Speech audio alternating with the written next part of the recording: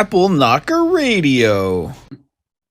So when you talk about that concept that there's a you, I mean, you're still there, you're Jason, I'm talking to you, you're still a person there, and you have some concept of your own like individuality, but it's not the same like usual ego identification. It's, I guess maybe it's just an impossible question to answer unless you experience it. But I'm trying to understand, like, how does one function if you can't think of yourself as a self-contained entity? Well, some people that are like incredibly, I don't know if narcissistic is the right word, but incredibly egotistical, and they Yes, talk about themselves in the third person all the time.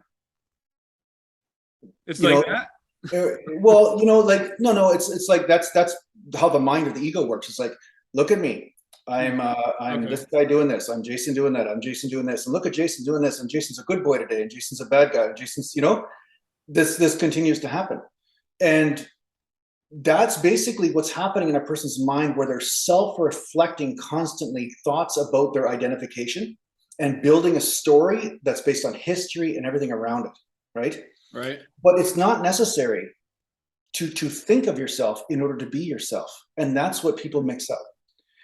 When they're in their mind, an overactive mind will always think about themselves in order to be themselves.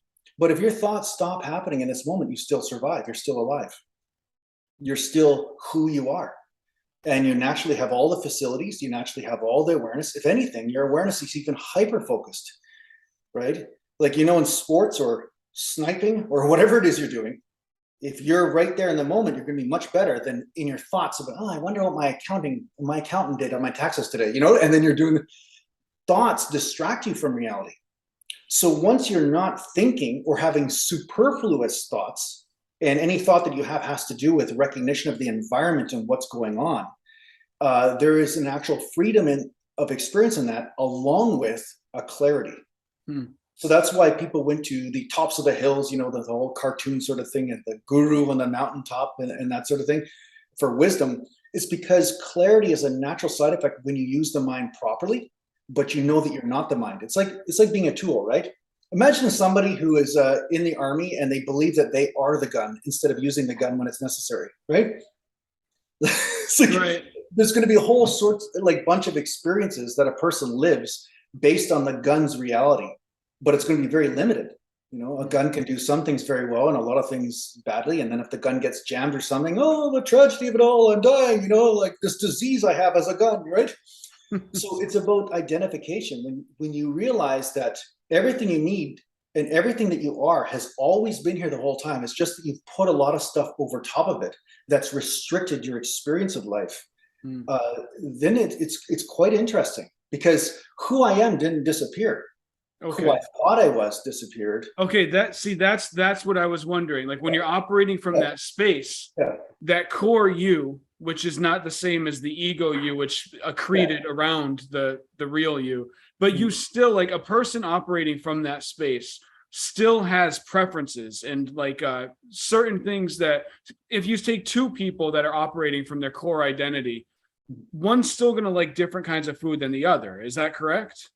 There's going to be, now we're going to be talking about like grounding, illumination. So it's good to not, I mean, I'll talk about it just for the purpose of conversation, but it's good to not tell people what their experiences are going to be, because then that preconceived notion gets overlaid on top of things, and then they start to try to create that instead of just surrendering to the universe telling them what the hell is the truth, right?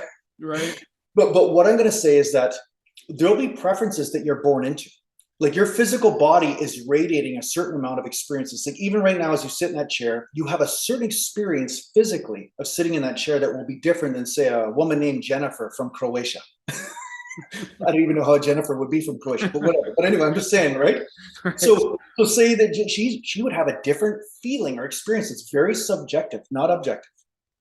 And based on her constitution, based on her blood type, based on, who knows what other factors, right? History, injury history, all that stuff.